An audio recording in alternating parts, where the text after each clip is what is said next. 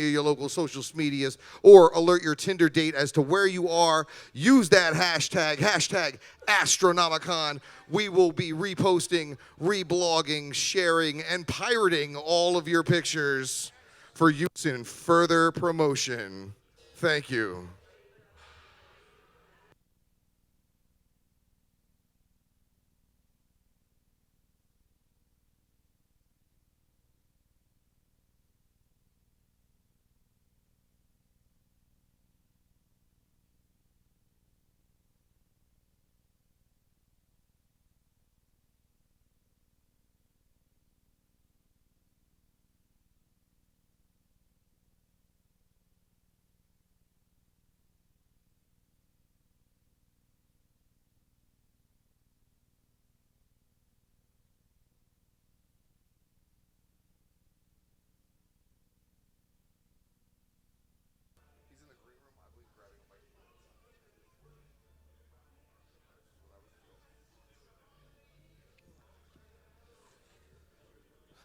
Astronomicon would also like to remind you that there's plenty of merchandise and other ways to enjoy your con over in the main vending room. Make sure you stay attached to those social medias for news on tonight's exclusive super secret merchandise pop-up shop, which will be going down sometime between midnight and 3 a.m. somewhere in the hotel, where you can purchase exclusive, one-of-a-kind merchandise from Twisted, from other M&E artists, but more importantly, the jerseys that you see on the celebrities, the very low run, talking about less than 10, Toxic Avenger jerseys, Art the Clown jersey, Toxic Avenger jersey, which I just said, lots of stuff going for sale. You might even be able to get somebody socks. It's the pop-up shop.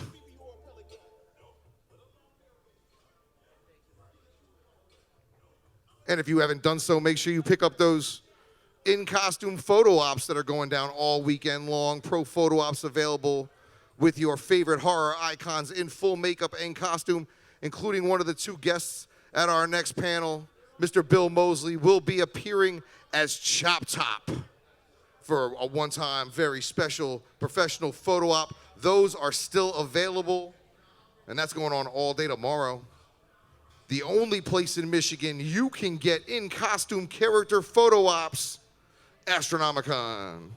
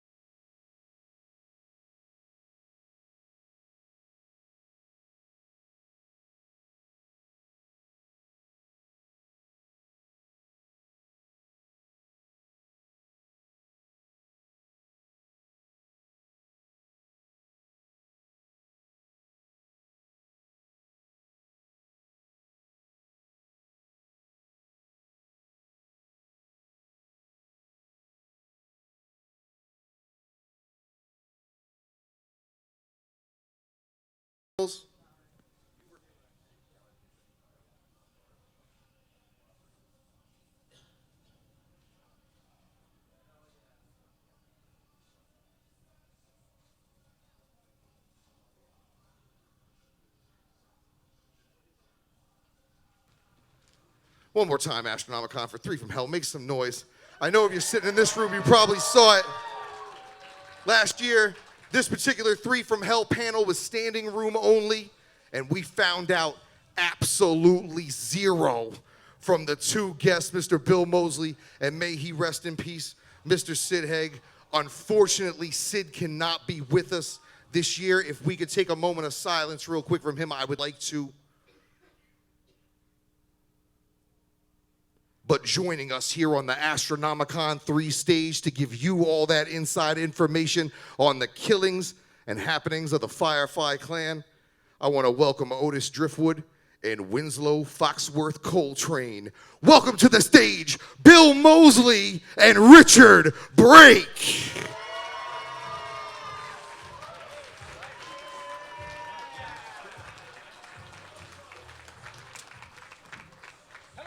Gentlemen, welcome back to Michigan. Thanks. Thank you. This is Bill's 3rd time visiting the Astronomicon dais to entertain you fine people. Make some noise for that. 3rd years, make some noise. Free the 3. Richard is a rookie, freshman, virgin, I dare say. But we are back here. You couldn't tell us anything last time, Bill. You couldn't tell us anything at all under threat of, Rob Zombie's lasers coming from indeterminate places around this room. His drones, yeah. 2003, House of 1,000 Corpses, 2005, Devil's Rejects, 2019, 3 from Hell. First question, you're not dead like you said. Is it over? It's interesting because I thought we were dead. In fact, for many years, someone would come up to either Sid's or my table and they'd say, is there going to be a sequel to Devil's Rejects? And I'd say, Sid! And he'd go, what? And I'd say, is there going to be a sequel to Devil's Rejects? And he'd go, nope. And I'd go, how come? And then we would count to 3, and in unison we would say, because we're fucking dead.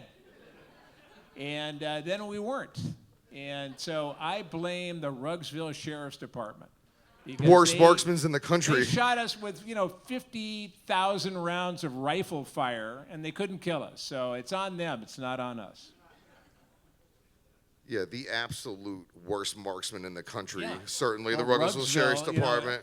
Rugsville's got to give it away. I mean, who can shoot straight in Rugsville? I know your 3 from Hell journey started with Sid's at a vegan lunch with Rob. Richard, how did yours start with the Firefly clan? I know you had some history with Rob, as Doomhead in that brutal film 31. Make some noise for that. And some rumors I read on the internet had said that you were personally recommended by Sid to Rob Zombie for that role. So how did you get into the Firefly clan? I was in Spain, chilling out. No, I was doing a movie in Spain, and the way I always get involved in any of Rob's projects is usually via a text. This time an email. What are you doing, man? It usually says something like that. And I received, I got an email, and he said, it's a little short notice, but are you available in a couple of weeks? I'm making this movie. So I was like, fuck yeah. But I was actually doing another film in Spain at the time, and I was supposed to finish in 2 weeks, but they had me legally contracted for another week. So I had to go and just get on my knees and beg the producers. I was like, please, get me out. And they said, for Rob Zombie? Yes, because they were also big fans. And they did it. They worked really hard. In fact, there was a women's strike in Spain, which would have shut the production down, but they only struck for an hour, so it was really nice. So we didn't even run over a single day. Got on a plane, and I was doing 3 from Hell like 48 hours later. But it was because, he discovered that, Sid wasn't well. So that was the reason why it was very, very last minute. It was literally 2 weeks before or 3 weeks before shooting. That I got involved. But when he told me what the part was and the storyline, I was like, holy fuck. Well, Three from Hell, I mean, we all saw it. It's kind of like a little bit of Three Stooges meets El Mariachi and the Manson family. Yeah, brutal as hell, lots of gratuitous violence. Were you, Bill, surprised by the angle of which he took this trio of characters? Because like I had said in previous, visits here, the first movie was almost like a haunted house film, like a House of Horrors. The second, a road crime picture. And I can't find any other way to classify Three from Hell but Three Stooges meets El Mariachi. So, That's the first time I've heard that, but that sounds pretty accurate. Were you surprised by maybe the angle by which he took it? Maybe, No, I wasn't surprised. I was surprised that it all came together. Again, there was that issue with Sid's health, and of course, when we sat here last year, I knew more than was being told, and so there was a kind of certainly a kind of a tension, and I was so I was really certainly concerned about Sid. I was also concerned about the movie and how it was all going to work out. I would say that what was really almost I was going to say Deus ex machina, which it's like like the cavalry coming to the rescue, was Richard, because there was Rob had written the script with Sid in mind for Three from Hell, and when it turned out Sid couldn't go the full distance, we were right on the verge of Lionsgate, the producing film company. They were right about to pull the plug, and I guess from what Rob said, well, what about Richard Brake? And they said, we were thinking the same thing. And so little Richard here really saved the production, I think. And so I'll always be in your debt for that. So thank you, sir. Make some noise for that. And it's amazing how seamlessly it all worked. I remember I met Richard on the set. I was already in costume and makeup. And I didn't know anything about Richard. I hadn't met him before. And I certainly had seen 31 and thought he was awesome as Doomhead. But it's pretty heavy to, when you've been working with the same people for that's going on 20 years of because we did House of a Thousand Corpses in 2000. So suddenly, oh yeah, here's we're missing one guy, and here's and Rob used to call Sid or Captain Spaulding the Ronald McDonald of the franchise. So it's not like you can just kind of whip someone else in and say, oh hey, here's the new guy. So it was a heavy deal, and I thought Richard just really knocked it out of the park. I was so grateful that he came in, so much fun to work with. Sherry loves him. We all just kind of gelled or re-gelled. While Sid, I was very grateful that Sid was able to have his moment in the movie too. Richard, your character, thinking back on it, is nearly the opposite of Captain Spaulding, who was almost the clown contrarian. You seem to be almost relishing in your role as the bandit and the badass. Did you make some definite decisions to stay away from Captain Spaulding's traits, even though the part you were playing was originally scripted for Captain Spaulding? Yeah, I mean, Robert rewrote the character completely. I mean, he changed it, which I think is the brilliance of Rob. I think a lesser writer, director would have thought, let's replace this character with something very similar and do that. And what Rob did, I think, so brilliantly with this film was, he brings in Foxy, and he kind of comes in under. He's not, he wants to join the clan. He's not the leader, the tough guy. And then as a result of that, the whole dynamic shifted, and then we get Baby being, that wonderful performance from Sherry. I think, just mind-blowingly, her best work. I mean, it's incredible what she does in that film. She really steps up that character 190%. And then Bill really is amazing the way he fills this gap and really becomes the leader of us. And the way everything just shifted and gelled was really from what Rob had originally written when he rewrote the script. And then, of course, the fact that, as Bill just said, it somehow just worked. And from that first day that Bill just alluded to, I remember we were in the motel. It was a motel scene that we had to do. And I'm like, I hadn't met Bill before. I knew him, from his plethora of amazing things he's done. And of course, Otis. And so I'm like, shit, I got to really hold my own here. And that first day we went in, and it was like we were doing the card thing. I think we were playing Go Fish, and we're just ad-libbing away and just laughing. And I mean, it was fucking like just clicked that moment. As an actor, I just knew this is going to be fucking magic. And then we did all the, Rob, we had to go do the bit where Bill's laying on the bed.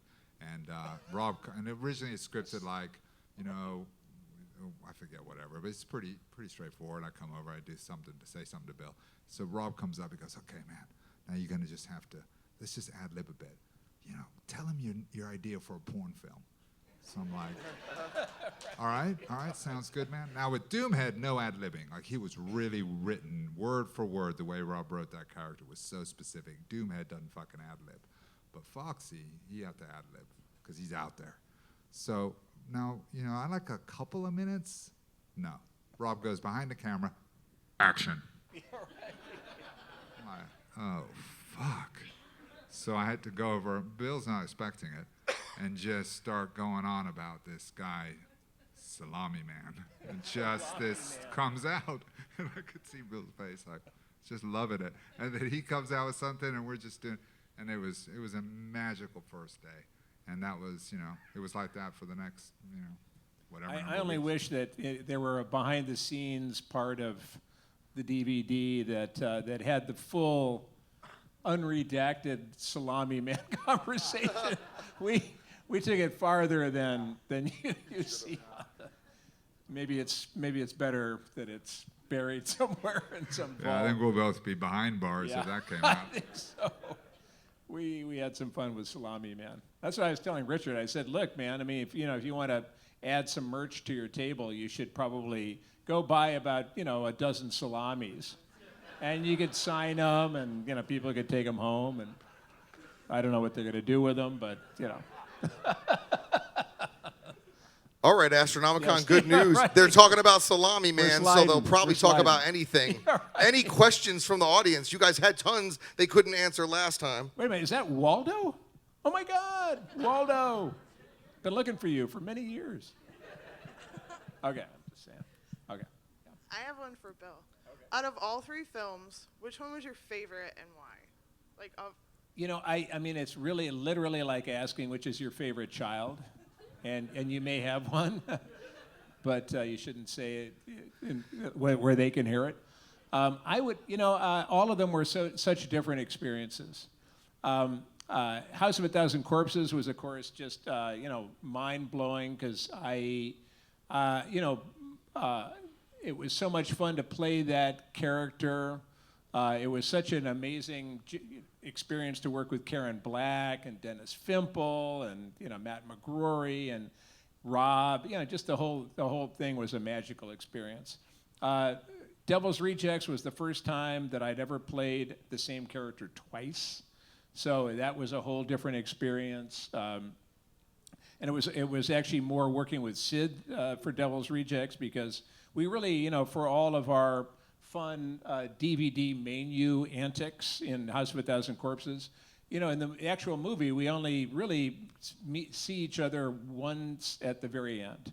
So this was a chance to work with Sid, which was so much fun, and we had a great time doing that. And then in Three from Hell, I think that was the greatest challenge, just because we hadn't done it in 14 years. And for me, I was trying to figure out, what's happened to Otis. Otis has been in jail for 14 years. How has that affected him? He's aged 14 years. And there was there was a lot to it. In fact, I really overthought it. And I think the first day we were working, I had some, mini monologue to deliver, and I kept, and I said action, and I, flubbed a line. So we cut, let's take two. And so I started to speak, and then I flubbed another line. And now Rob is like looking at me like, dude. And I said, give me a second here. I sat down, and this voice in my head said, Bill, I've got this. Just get out of the way.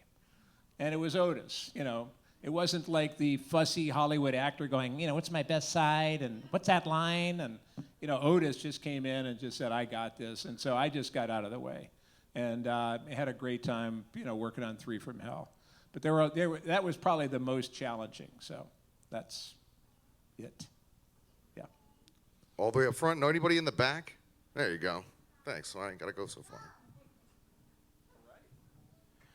All right, so you both enjoyed working on Three from Hell, but Doomhead versus Otis, who comes out alive? Talk your trash. Talk your trash, gentlemen. Talk it. Otis versus Doomhead. Best friends forever. Yeah. Richard, do you think there might have been some sort of unspoken connection between the characters of the Firefly clan and the those machine-like killers of 31? You think maybe Doomhead might be on the Firefly tree on some faraway branch, maybe an acorn that fell could well be. and sprouted its own inbred tree? Yeah, he could well be. Yeah, but he's very much a loner. That's the thing about Doomhead. He's not a man that hangs out with family. Well, it seems like neither was the Midnight Wolfman if he's showing up in the third film. He missed a couple of Thanksgivings from the way things are looking. I know I had a question over here. Hi, Bill. It's good to see you again. I had a question about your wife working with you in Three from Hell and how that came about and how well she enjoyed it or didn't enjoy it or just basically how that came about. When Rob told me maybe a year before we actually shot the movie that he was, we were going to do this sequel, and that it was right after our vegan lunch where he and Sherry let Sid and me know that we were going to, do it again.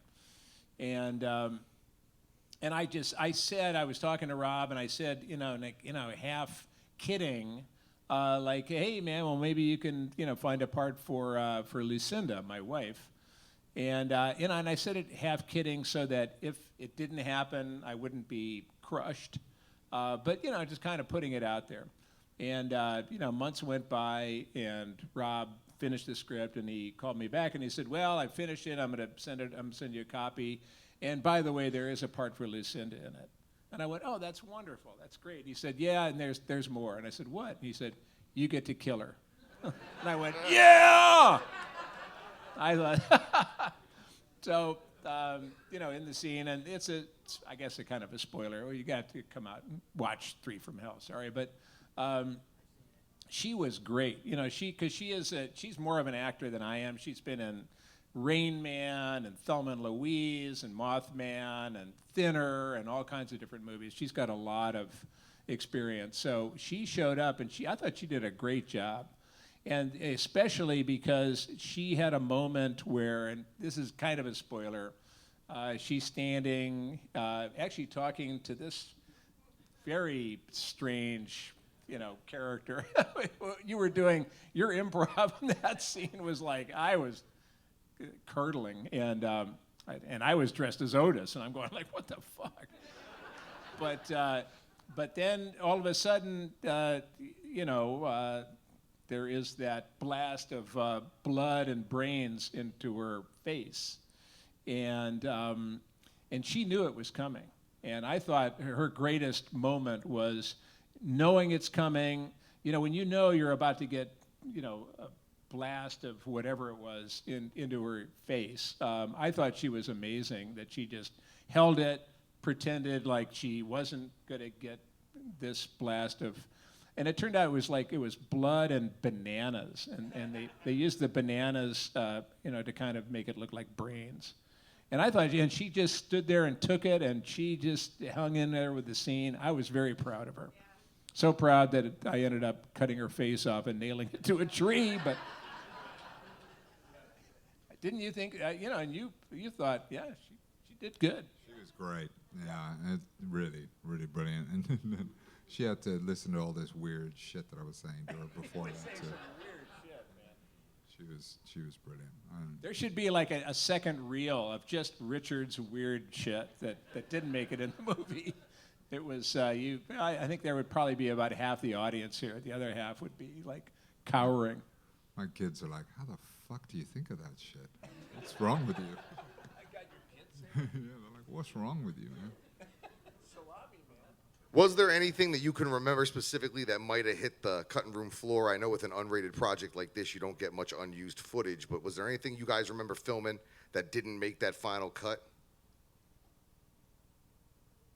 So no 2 hour, think so. no 2.5 hour director's Blu-ray coming later on? No, nothing like that.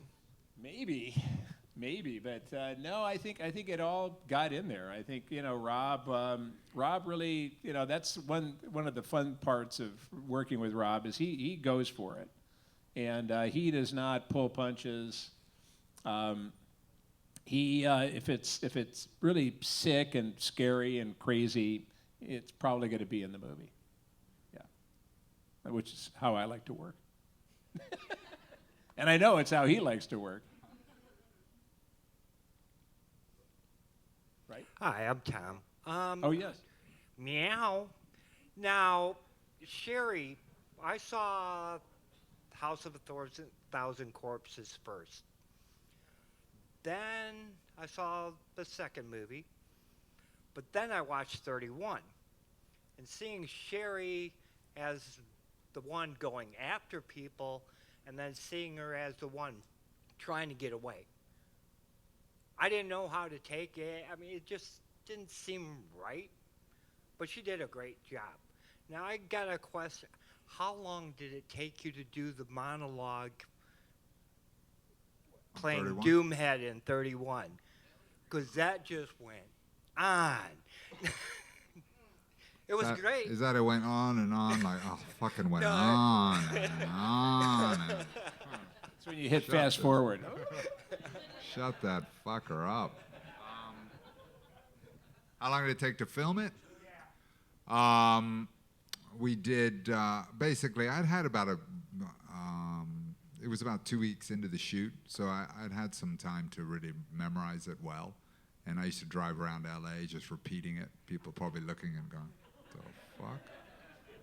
At least I wasn't. I live in London where I don't drive around, so I would have been repeating it on the street, which would have been a lot worse. But so I knew it well, and I knew that Rob wanted to do just one take, so it was going to be just. His idea was, he said to me from the beginning of this film, I always wanted it to be just this opening of Doomhead's face, saying this monologue, and then at the very last moment, at the end, cut to Daniel Roebuck's character, the pastor.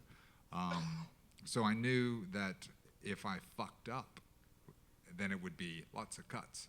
So I thought I would know if I did well when I went to see it, how long he stayed on my face. So I really prepared it well, and then went in, we did 3 takes, just each one a little bit different for us, so he had some choice. And then luckily when I saw it, he stays on me right to the end, and then just at Dan, so I was like, cool. So it took about 3 takes, took about 20 minutes, 30 minutes, and that was it. So it was surprisingly quick, thank God.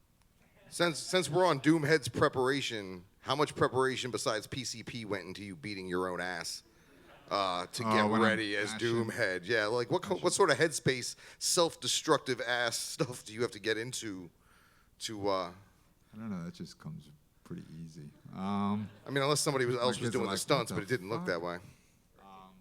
Yeah, no, it's weird. That was the first day, that scene. So, and that was obviously my first big film with, big role in a film with Rob. I'd done a smaller thing in Halloween too. But, so I was a little anxious, but that was really where that clicked as well. It's just like, I don't know, we're doing that thing, and then when I do that, I'm not crazy, I'm in control. Something fucking snapped. And I went, a bit like with Bill, with Otis, coming back to him, I was a bit like, there you are, you little fucker. And Doomhead began. So, yeah, it just, just came. We got another hand being raised. Another question. So for Richard, your contrast between Doomhead and Foxy, and then you did the film A Perfect Skin, which was personally one of my up there. Thank you. Yes. Prime, Amazon Prime. Yeah, it's on Amazon Prime. Yeah. Wow. I bought it. Yeah, on Amazon Prime. So for you, did it feel like you needed to pull some of your more viciousness out, and was it hard for you, I guess is what I'm trying to say, to be so calm and cool and collected in Perfect Skin compared to when you were in Like Foxy. Doomhead? Yeah, like Yeah, or Foxy. Doomhead. Was that contrast, like, how did that feel for you? Yeah, it wasn't. It's not more difficult. It's all difficult. But no, I'm just kidding. But it's very, with they were so like Doomhead, as I said earlier, Rob had written something very specific. Like, he's a man who every word he says is for a reason. Foxy, totally the other. Like, you don't know what the fuck's coming out of Foxy's mouth, and nor does he, and he just said something, he's already forgotten what the fuck he just said. He's going next thing. And the character in Perfect Skin was very different than those two, because he was, he, unlike those two who have, shall we say, antisocial tendencies, that character was sort of driven by the circumstances of his life to basically kidnap a woman and tattoo her entire body and hang her from meat hooks. But, that was something that came from, from what was going on. So it was just. I think we can all relate to that. But.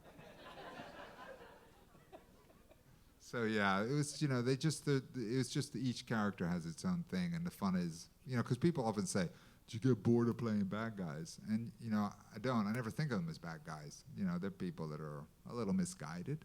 They got some issues maybe, but they're all very, very different. There's never two that I've ever played that haven't had completely different reasons for behaving the way that they behave. Questions? Yeah, I was hoping for a sequel to 31 someday. Yeah, me Of too. course, as Bill has talked about a sequel to Texas Chainsaw 2. How cool would it be just to have like a sequel that's like Doomhead and Chop Top? I mean, would Sort that of like a merge it sequel. together? Maybe merge it together somehow or something? Like a slasher MCU. Think about it. The Fireflies, Texas Chainsaw Massacre, Yep. Haddonfield. It's what the public wants. Do all of Rob's characters exist in the same universe? I think if he wanted to break down that question better. Do all of Rob's characters exist in the same universe? Following that universe, like you would follow like the original John Carpenter. They exist in his brain. Yep. Just imagine going into his brain and taking a tour. No, I don't want to do that. Taking a tour of Rob's brain. I saw El Super Pretty wild. Beasto. I'm good. That was good enough. Questions? Oh, more hands up front, making me move and stuff. Has there ever been a character or a line or a scene that you guys have just been super uncomfortable with, and you're like, I don't know about that? Well, for me, it was definitely I was uncomfortable doing the scene with Priscilla Barnes in Devil's Rejects, where it's a pistol rape, and that was actually it was interesting because most of the time in a horror movie, if you're a bad guy doing something bad like that, you've got some energy going into it. You're jumping out of a closet. You're going, yeah, ha, ha, ha, and you've got all this this extra juice, but in that scene, it comes out of boredom. And that is a strange place. That's kind of like trying to dunk when you're standing under the basket.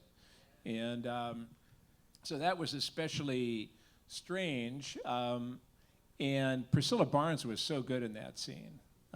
That's what really made it for me. I mean, I just went for it because that's what we are paid to do. And but I thought Priscilla was fantastic in it. And we ended up doing that scene at least 20 times.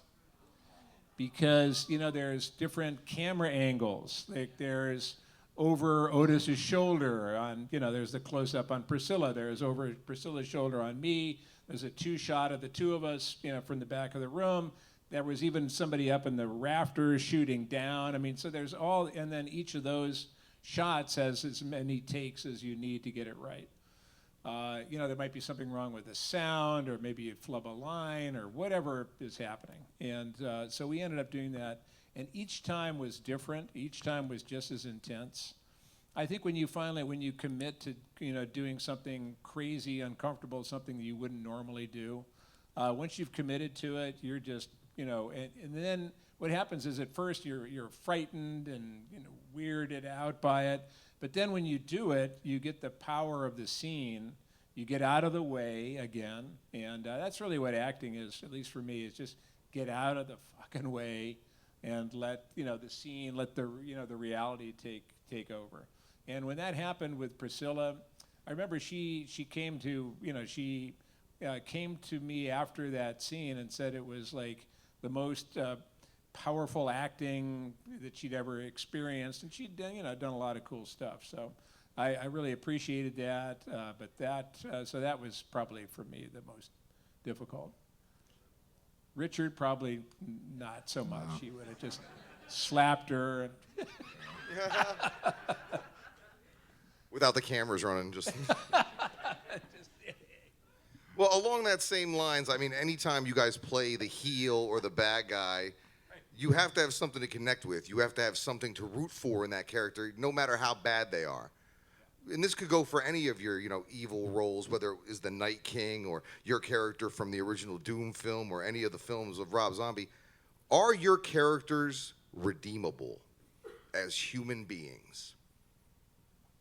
And as an actor, how do you connect to that part of humanity? Because at the end of the day, all these characters you portray in their universes have to wake up and look at themselves in the mirror. And do you think your characters are past redemption with their behaviors and actions up to this point? Yeah, I think that's a Richard question. Yeah. Do I think they're past redemption? Yeah. Yeah. If you cutting faces off, that's my litmus test. So but you maybe not so much. I'm not sure. Yeah. No. I mean, I think the answer to that question really is that I don't really give a fuck. Not in a nasty way to you, but like I think that's a question that I let the audience decide. And then because I'm thinking of the character, I don't look at the character and go, is he this, is he that? The character is me. So as far as my character he doesn't give a fuck about redemption most of the time. Now there are characters that I play that want redemption, sure, or whatever. But you know, the answer to the question of, you know, are they or aren't they is really not something that I would even bother myself with when I approach them. Yeah. Was there another? There was another question in there, wasn't there? Or was that? Well, that just it? more so. Just are they beyond that with their actions, and is it something as actors? How do you come to grips with that? But oh, do I have to you come to don't grips give a with it? shit, I don't apparently, give a fuck. so. Yeah, you can tell me whatever you want me to do. I'll go do it. Hey, man, yeah. I thought he was a nice mean, it guy. ain't I real. saw another hand over here. All right, so first of all, thank you again. And I heard from you both that there was more to come. I could always envision possibly seeing Dr. Satan again, or even kids like spawns of Satan come through. Is there any kind of insight as to what may come? I mean, You're asking the wrong guys, man. There's only one man on the planet that knows the answers to that question. So you guys don't have anything you could tell us? No. Well, the one thing it's not a revelation, but it's just to point out that at the end of 3 from Hell, you know, of course, what we had fun when we were in our our poor Krusty the Clown's VW van, whatever his name, Mr. Baggy Pants, and we're discussing driving, and Baby's going, "Let me drive." I'm going, "No fucking way, because you're going to get us arrested or whatever." But the nice thing about the end of the movie was, as the credits are rolling, Baby's driving. And I decided, I don't know if y'all picked that up, but to me, that was my favorite part of the movie was, we're sitting in the back seat, we're not really too concerned about it. And she drives pretty well, I thought. So, but I have no idea. I have no idea. We really, we're kind of like, just waiting for the bat signal in the sky. And then we go do our thing. But no. Well, we all hope so. Thank you. Thank you. Yes. Well, from your lips to Rob's ears. Well, you can always come see these characters at any of the convention appearances, which you guys have been making plenty of, connecting with the fans and stuff. So Yeah. Question for Richard. I believe your next film is Tremors, if that's correct. What kind of character can we expect from that film? Or can you say anything about it?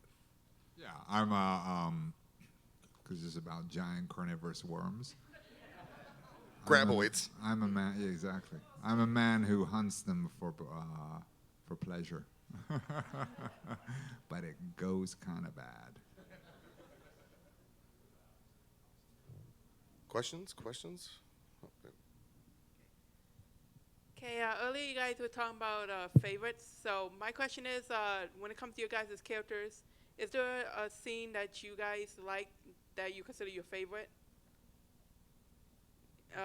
The scene that we had together? Yeah, or separate. Anything involving I enjoyed our scene with, the can of beans. That was the last scene of the movie. When we finished shooting the movie was a wrap. And that was, I don't think I've really ever felt so, like there wasn't even a camera there. It was just kind of, two people talking. And it really, I was so, that was a wonderful way to, it's wonderful to, when you have that moment when you're acting, and there's people and, makeup and, all this stuff that can distract you. And then for some reason, there's just that moment where you're connected, where the story works, where everything, the location, the temperature. I just thought that was just a great scene. That's when I really, boy, and and of course that was the last scene of the movie, which is too bad. It would have been great if that had been the first scene of the movie, and we could have taken it from there, because that was a lot of fun. That was a really special night. That was our last night, and I remember that scene it was like we had bonded. It was just effortless, the kind of what happened when we filmed that. It was really lovely. And for me, again, it was also the first. It was the beginning and the end. It was that first day I shared already, where I just went, "Fuck, this is." And we had this connection. And then that last night, that Bill just said. Well, Richard, I know you just had a film come out called The Rhythm Section with Jude Law and Blake Lively. What can you tell the people in this room about that film? Go see it. You're working a lot. Yeah, I think I guess it didn't do brilliant at the box office. It was a tough weekend with there was some sporting event on, I guess. Super Bowl. Some American football thing. Exactly. I live in London, so we don't get that over there. Thank God. No. Probably all like big football fans. Yeah, I'm not a big football fan. Not that kind of football. So anyway, yeah, go check it out. It is actually a really fun, crazy film. I mean, it's not horror, but it is a thriller, and it's all kinds of violent. I think in some ways too real and violent for the audiences that want, glossy John Wick stuff. This is much more, probably more in the kind of, not raw film, but definitely a lot more grittier and real. So it's definitely worth checking out. Yeah, I'd read it was much, but I have a pretty cool little fight, that's for sure. And let's not forget Mandy, man. Come on. Oh yeah, check out. Anybody not seen Mandy? You definitely got to check that out. It's much more in the milieu of those here. It's a fucking crazy film. And Bill, I know you were just in Japan with the impressive beard. What could you tell us about that trip and what other projects you got speaking coming of- up? That was the segue from Mandy, because that also the movie I just did stars Nicolas Cage, as does Mandy, and he's amazing in that. And I did a movie called Prisoners of the Ghostland, which is a kind of a fantasy. I don't even know what the heck it is. Fantasy adventure. It's directed by a Japanese director named Sion Sono, Sionsono, and he's done a lot of movies in Japan, in Japanese, and this is his first English-speaking movie. But if you get a chance to check him out, boy, if you're like fans of Devil's Rejects, et cetera, he did a movie called Suicide Club, movie called Tag, movie called Hair Extensions, just a lot of cool stuff. My favorite is a movie called Cold Fish, Sion Sono. Man, he is great. And so I got to play, in the movie with Nicolas Cage and Sophia Boutella, who was quite an amazing woman. And really, great beauty and a good actress. And so we were in Japan for the month of December, pretty much.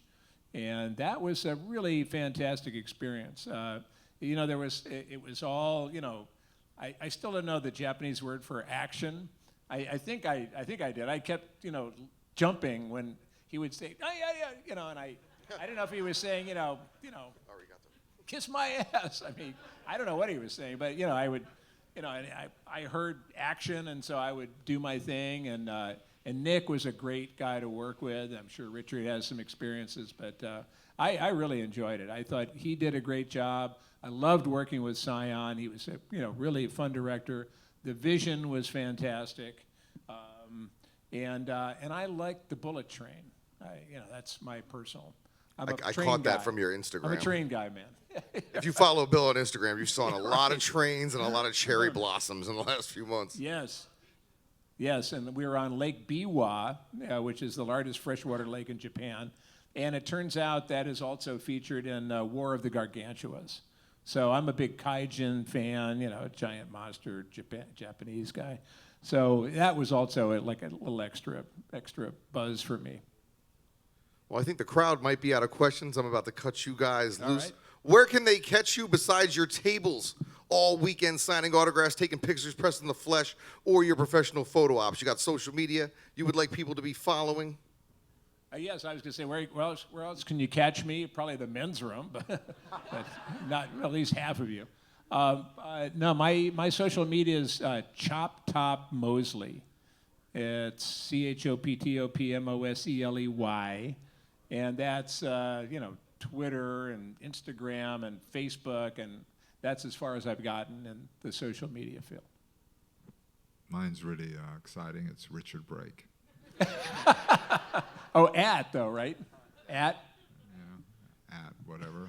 Twitter. It's called Instagram. an aspersand. Well, make sure you're checking these gentlemen out at their table all weekend long. I know you have a photo op together as the Three from Hell. You are going to be doing some in-costume photo ops, if you wouldn't mind standing up, as that gentleman on his jersey, Chop Top. Those pro photo ops are still available. You should get them. They go down tomorrow afternoon. That's one of the jerseys that's available in tonight's Super Secret pop-up shop as well, if you're so inclined. Make some noise, please, for two of the Three from Hell. Bill Mosely, Richard Brake. They are here all weekend. Astronomicon 3.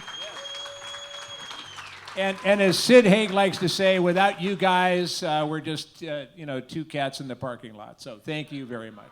R.I.P. to the God Sid Haig. Make some noise. Let him hear it. Make some noise.